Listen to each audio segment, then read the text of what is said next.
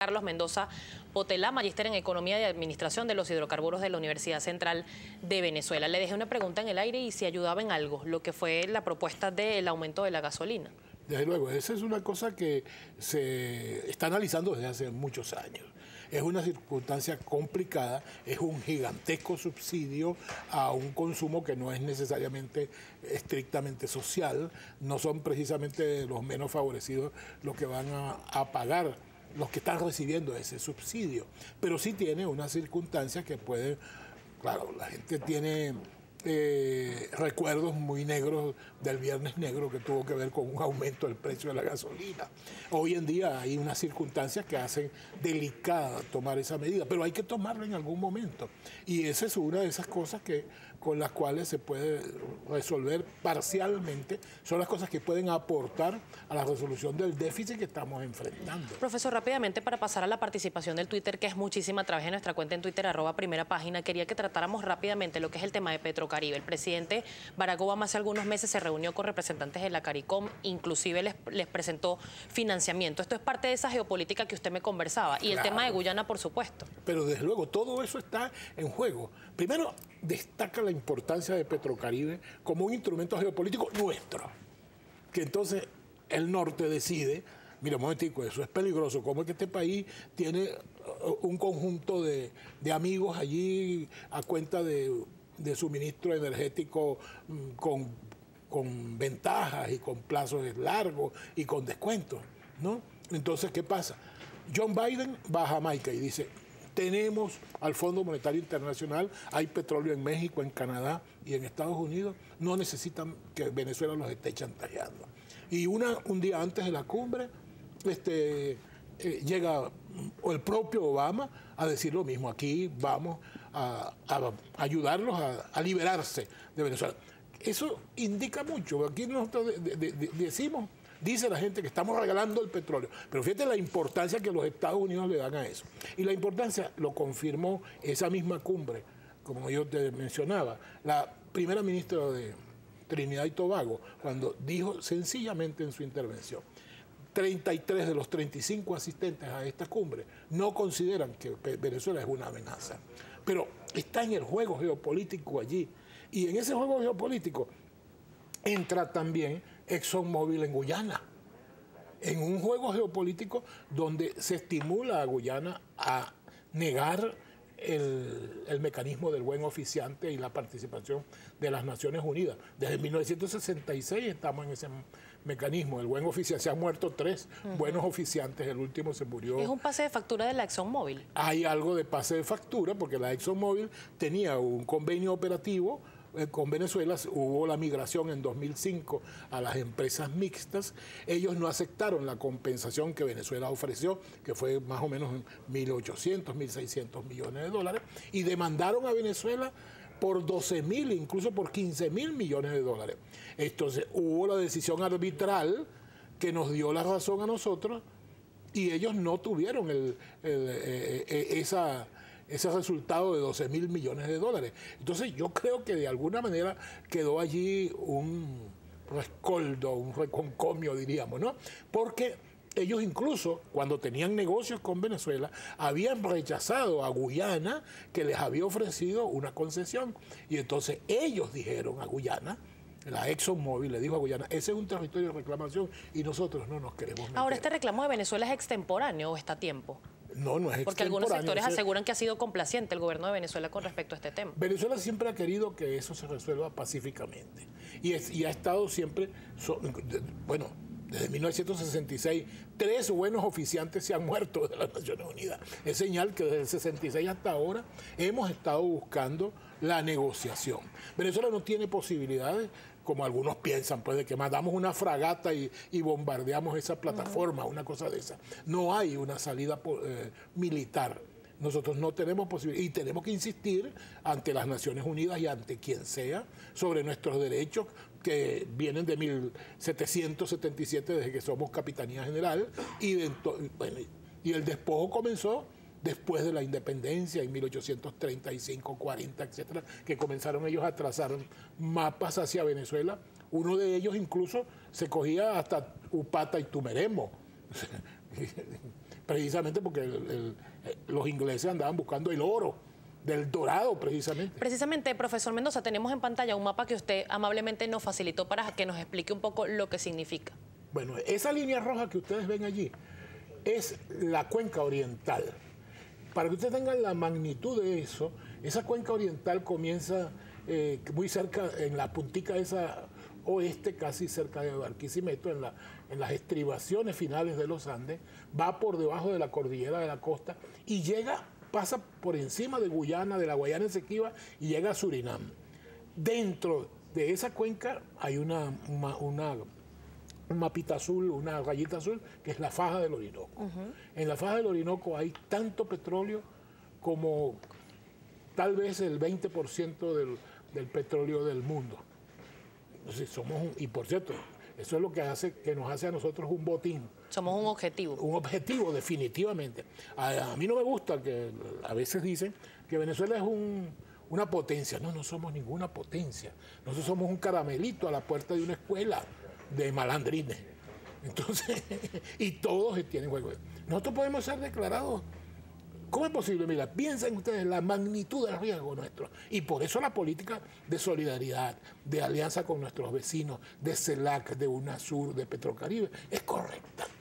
Porque un paísito aislado de 30 millones de habitantes, entre 6.000 millones de habitantes que tiene el mundo, ¿ah? Un paísito entre 200 países, tiene la cuarta parte del petróleo del mundo, allí en ese sitio. La cuarta parte del petróleo del mundo. ¿Cómo no va a ser objetivo geopolítico?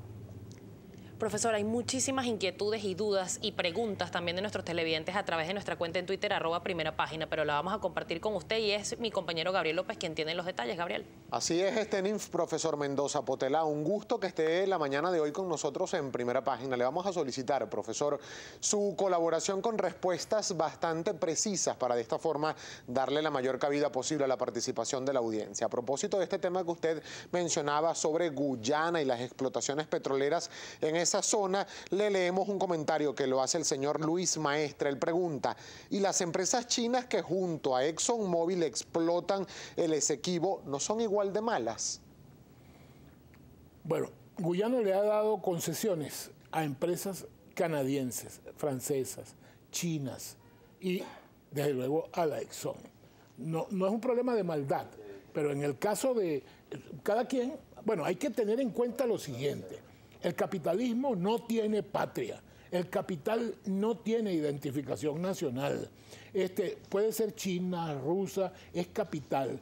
Y si alguien le ofrece beneficios en una zona, por ejemplo, en el solo campo Lisa 1 que tiene la ExxonMobil, ellos han identificado que hay 700 millones de barriles. Salió ayer en una noticia internacional, 700 millones de barriles con un valor de 40.000 millones de dólares, equivale a 12 veces el Producto Interno de Guyana. Y ese es uno de 5 o 6 bloques que están allí y que son distintos países. Está incluso una compañía colombiana gestionada por venezolanos de los tiempos de Justi, Pacífico Rubiales, tiene una concesión allí. Es decir, hay venezolanos que gestionan, que gerencian una compañía canadiense y tiene una concesión junto a la ExxonMobil.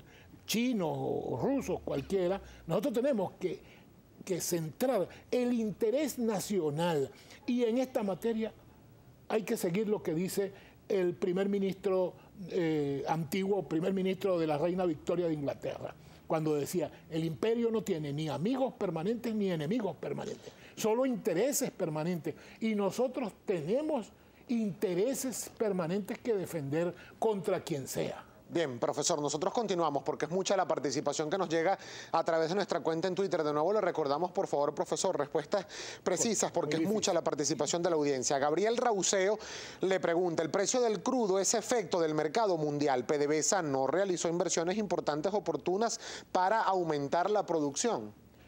Aumentar la producción precisamente va contra la defensa de los precios. PDVSA tiene planes de aumentar la producción, pero aumentar la producción precisamente en la faja del Orinoco, un petróleo de 8 grados que para llevarlo a 37 hay que mejorarlo y toda una cantidad de cosas, eso son emprendimientos muy costosos y de largo plazo, no son inmediatos, no van a estar listos ya, no dan respuestas como en Arabia Saudita, que puede abrir un pozo y comenzar a producir.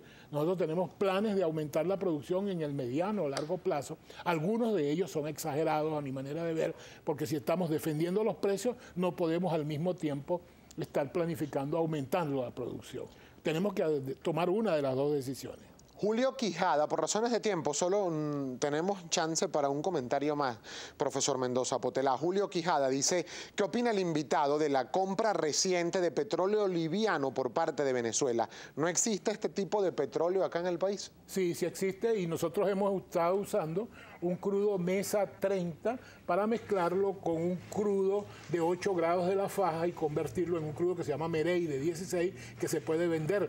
Pero la producción de la faja ha crecido tanto que ya no alcanza el crudo liviano nuestro para hacer esa mezcla. Y entonces estamos hablando con Argelia, estamos importando un crudo Saharan Blend. No lo estamos importando, se hizo una importación y se hizo la prueba para poder sacar crudo de 8 grados. No tenemos el mejorador listo para procesarlo. Una manera de vender ese crudo de 8 grados es mezclarlo con un crudo de 35, 36 grados y obtener una mezcla de 16, que es lo que se ha estado haciendo desde 1983 con crudo venezolano. Nosotros hemos estado haciendo eso desde hace mucho tiempo, incluso desde antes de este gobierno. Se mezclan desde el 89. Sí, desde el 89 se mezclan crudos de la faja con crudos del norte de Monagas y se venden con el nombre Merey. Uno de los crudos que aparece como crudo que nosotros vendemos se llama Merey. ¿De dónde sale ese crudo Merey? Es una mezcla de crudos livianos. Entonces, claro, se nos estaba aumentando la producción de petróleo extrapesado y el disolvente o el diluente, que es como debe decirse, ya no lo tenemos, entonces tenemos que aumentar más. Profesor, rápidamente, porque me quedan segundos para despedir la entrevista, ¿qué debe tomar en cuenta el gobierno nacional o el Estado venezolano en este caso, en este momento, para lograr estabilizar el mercado y tomando en cuenta que el flujo de divisas depende netamente de la renta petrolera? Bueno, yo creo que Venezuela tiene que insistir en la defensa de los precios, en mantener su posición en el seno de la OPEP. Creo que mucha gente en el seno de la OPEP comienza a sentirse afectada por estas circunstancias. En el largo plazo, esto no puede mantenerse mucho tiempo más, porque en el largo plazo eso afectaría la entrada al mercado de los crudos de las aguas profundas, los crudos del Ártico, los crudos del Golfo de México profundo, los crudos de Canadá y los crudos de la faja. ¿Hay expectativa de que suba el precio? Tanto en Canadá como... No hay. En este momento no hay. Pero en el largo plazo, eso no se puede sostener porque no puede la humanidad vivir permanentemente solo del crudo del Medio Oriente, de extraliviano. En algún momento va a tener que incorporarse al mercado el petróleo de las aguas profundas, que es más costosa, el extrapesado de Canadá y el extrapesado de Venezuela. Estamos haciendo esfuerzos para producir esos crudos y, sin embargo, precisamente, igual que Arabia Saudita, que Nigeria y que Argelia, que han visto su mercado norteamericano constreñido, nosotros nos adelantamos, porque nosotros comenzamos a dirigirnos, antes que eso sucediera, hacia los mercados asiáticos. Bueno. Muchísimas gracias, profesor. Gracias. Siempre es un placer conversar con usted, con el profesor Carlos Mendoza Potelá, magíster en Economía y Administración de los Hidrocarburos por la Universidad Central de Venezuela. Vamos a hacer una nueva pausa comercial, pero al regreso muchísimo más de Primera Página.